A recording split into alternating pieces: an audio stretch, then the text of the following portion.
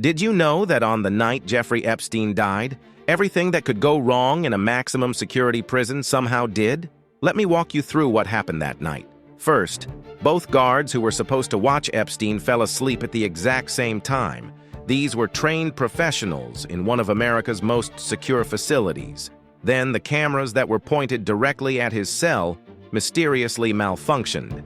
Not the cameras down the hall, not the ones in other areas, just the ones that would have recorded what happened to him. But wait, there's more. Epstein was supposed to have a cellmate for safety, but that person was transferred out just hours before. The guards were also supposed to check on him every 30 minutes, but they didn't do a single check for 8 hours straight. And here's the strangest part. All of these failures happened on the same night. The one night when the man who knew the secrets of the world's most powerful people was found dead. What are the odds of that?